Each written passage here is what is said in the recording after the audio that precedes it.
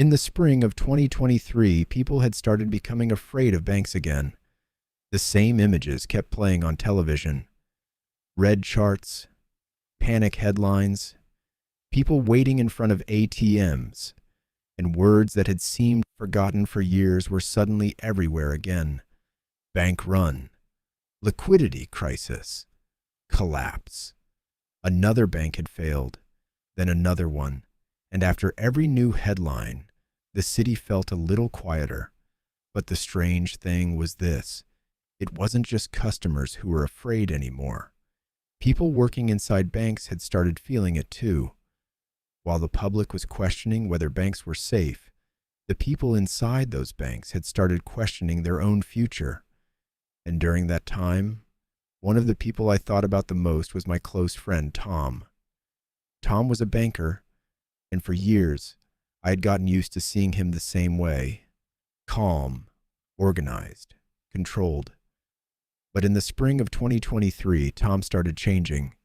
He became quieter, more tense, and one day, he told me he'd been having the same dream every night lately.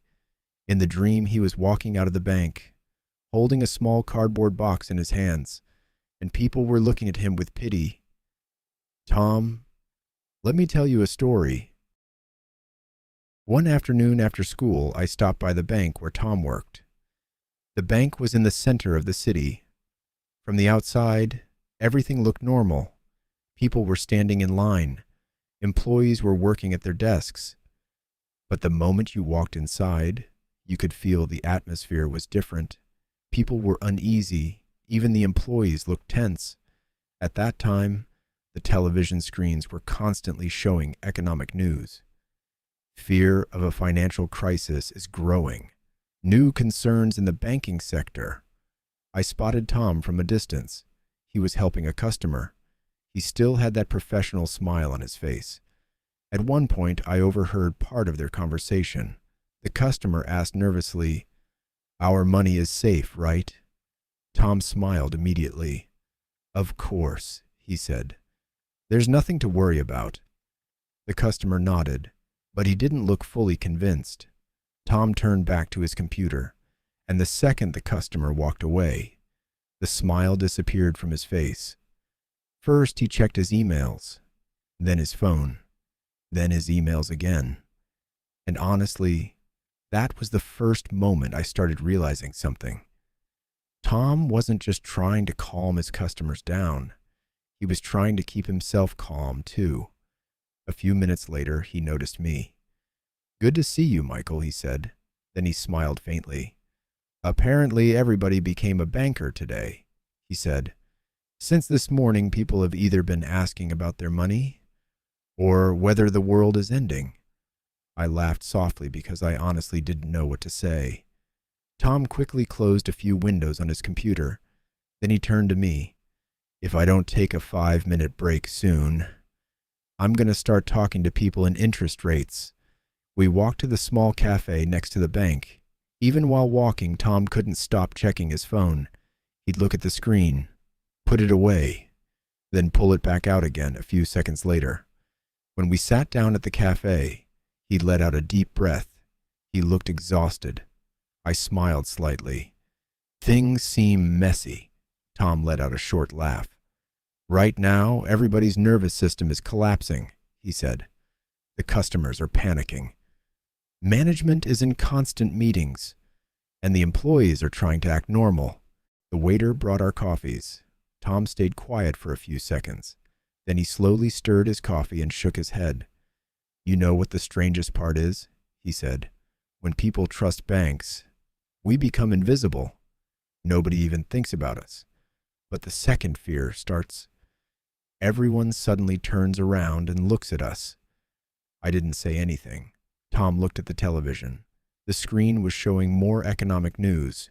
People standing outside a bank building. Tom watched the screen silently for a few seconds. Then he looked away.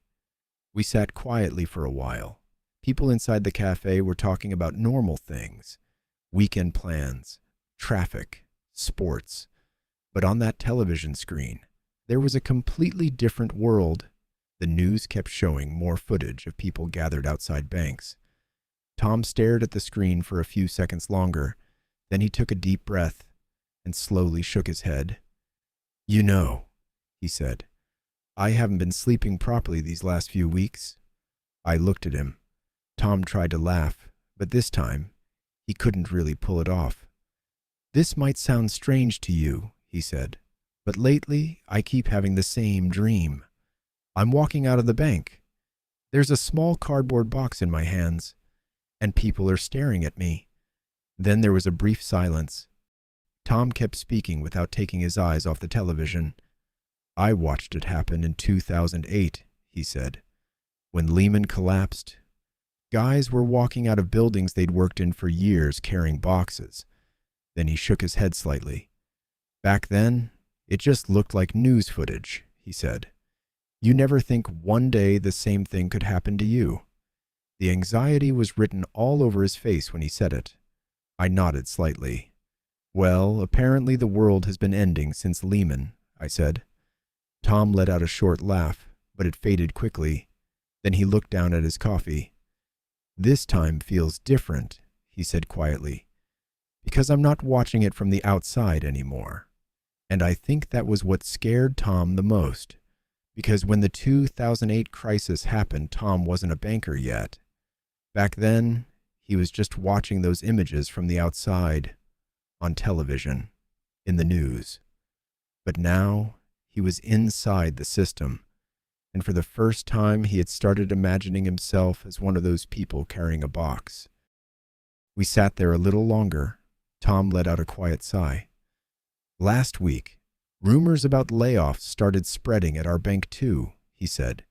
"Nobody says anything openly, but everybody feels it." After a short silence, Tom continued. "You know what makes me angry the most?" he said. "You spend years trusting the system. You follow the rules. You live responsibly.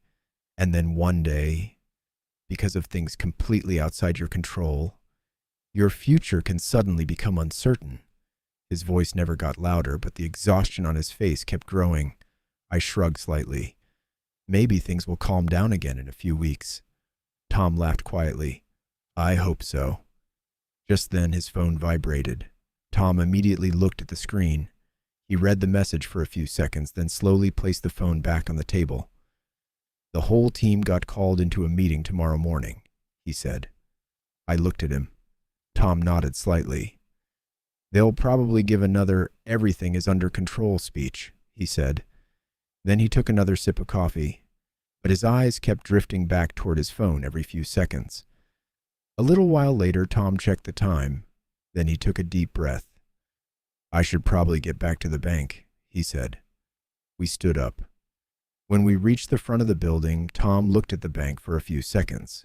Then he slowly nodded and walked back inside. I went home, and during the drive, I couldn't stop thinking about the things Tom had said. I tried not to show it while we were together, but I had genuinely started worrying about him. A few days later, I stopped by Tom's house in the evening. His son opened the door. He looked about Leo's age. He was holding a small basketball. "Dad's in the kitchen," he said. I walked inside. The television was on. More economic news. Tom was sitting at the kitchen table. There were a few bills on the table. His laptop was open. His phone was sitting right next to it. When he saw me, he smiled faintly. "Welcome to the family economic collapse meeting," he said. I laughed quietly, but honestly, Tom looked like he had aged several years in the last few weeks. I sat across from him. Tom closed the laptop screen. Then he shook his head slightly. "You know what's funny?" he said. "I've spent years selling people financial security. And these last few weeks, I haven't felt secure at all." Another banking headline appeared on television. Tom stayed silent for a few seconds. Then he let out a quiet sigh. "If this happened years ago," he said, "I probably wouldn't be thinking this much." I looked at him. Tom shrugged slightly. "When you're younger, you think differently," he said. "You tell yourself you'll take the risk. And if things go wrong, you'll just start over." Then there was a short silence. "But once you have a kid, Things stopped feeling the same.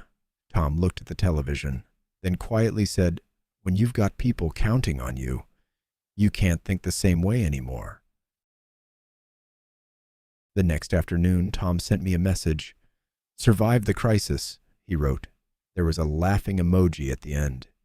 We met briefly after work that evening, and honestly, it was the first time in a while that Tom looked a little relieved. The tension hadn't completely disappeared from his face, but at least he no longer looked like someone constantly waiting for bad news. The moment he sat down, he let out a deep breath. "That was the longest meeting of my life," he said.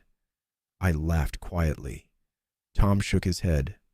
"Nobody says anything directly," he said, "but everybody in that room is thinking the same thing. What if I'm next?" I listened silently. Tom kept speaking while turning the glass in his hands. Management kept repeating the same lines. "Everything is under control. The bank is strong. There's no reason to panic." Then he smiled slightly. "But you know what's funny?" he said.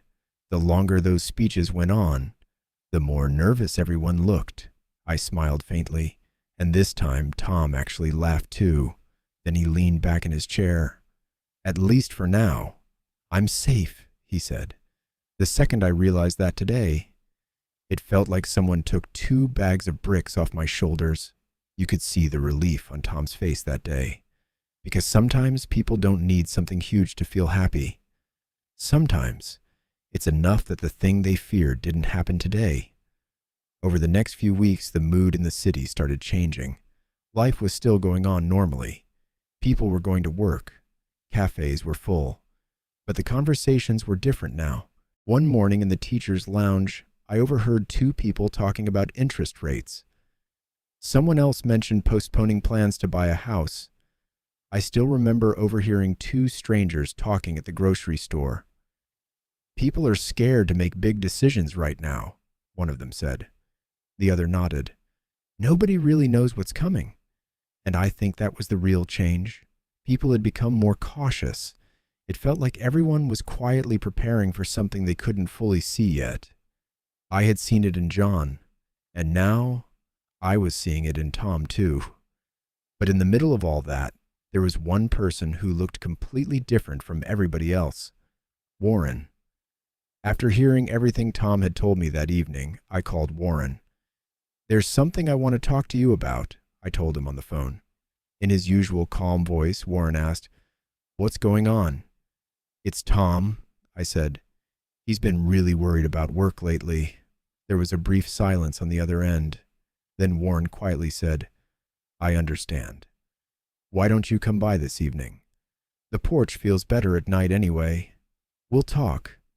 A few days later, I stopped by Warren's place in the late afternoon. I could hear the sound of a lawnmower coming from the backyard. When I walked around back, I saw Warren cutting the grass. The moment he noticed me, he turned the mower off. Then he smiled with his usual calm expression. "Perfect timing," he said. "A few minutes later and I would have made you finish the yard." I laughed softly, but something else caught my attention that moment. The city had been tense for weeks. People were restless. The news was filled with fear, but the second you stepped into Warren's home, it felt like all of that stayed outside for a while. The backyard was quiet. A soft breeze moved through the trees. There was tea waiting on the small table on the porch, and Warren didn't look anything like the people I'd been around these last few weeks. After he finished mowing the lawn, we sat on the porch. Warren poured me some tea, then placed a small plate of cookies next to it. We talked about ordinary things for a while, then eventually the conversation drifted toward Tom. I nodded slightly. "He's struggling a little," I said. Warren listened quietly, then nodded slowly, as if none of this surprised him. We sat there in silence for a while. The wind moved gently through the trees. I took a sip of tea, then looked at him. "To be honest," I said, "with everyone so anxious lately, seeing you this calm feels strange." Warren smiled faintly, but he didn't answer immediately. For a few seconds he just looked out at the yard. Then he took a small sip of tea, and in a calm voice he said, "My father used to say something. He'd say, 'Keep rowing. You row when the water is calm, so you'll be ready when the flood comes.'" And I think Warren's calmness wasn't just personality. He had investments in different industries. Some had been running for years. Others brought him steady passive income, and none of it had been built in a few months. It was the result of years of patient decisions. Maybe that was why, while so many people in the city were reacting with fear, Warren never seemed lost in the same panic. Because he hadn't built his life around one paycheck, one company, or one source of income. And sitting on that porch that evening, I started realizing something for the first time. Maybe Warren's real comfort came less from money and more from being prepared. Warren stayed silent for a few seconds. Then he placed his tea glass down on the table and calmly asked, "Which bank does Tom work for?" I told him the name. Warren nodded slightly, as if he remembered something. Then he pulled his phone out of his pocket and dialed a number. The phone rang for a few seconds. Then a faint smile appeared on Warren's face. "Hey," he said calmly. "Sorry for calling this late." I sat quietly on the porch while Warren spoke. His voice stayed calm the entire time, like he was having the most ordinary conversation in the world. A few minutes later, he hung up. Then he took another sip of tea. I looked at him. Warren shrugged slightly. Sometimes, a small conversation at the right moment can make a big difference in someone's life. I didn't know what to say. At that moment, I felt a deep respect for Warren. This time, Warren looked at me more seriously. "Promise me something, Michael," he said. "This stays between us." Without hesitation, I nodded. "Promise." Warren looked at me for a few seconds. Then the serious expression slowly disappeared from his face, and he smiled faintly. "Well then," he said, "I guess it's time I showed you the flowers I planted recently." He stood up. We walked off the porch and into the garden together. Warren was talking about the flowers. Which ones were harder to grow? Which ones needed more sunlight? Things like that. And while I listened to him, I found myself thinking about something else. Because for the first time that evening, I felt like I was finally beginning to understand why some people stay calm even during crisis. Because some people hadn't just saved money. Over the years, they had built trust, built systems, built relationships, and maybe most importantly, they had built lives that didn't depend entirely on one thing. And I think Warren's real strength had less to do with the money in his bank account, and more to do with the life he had quietly built over the years. See you in the next episode, my friends.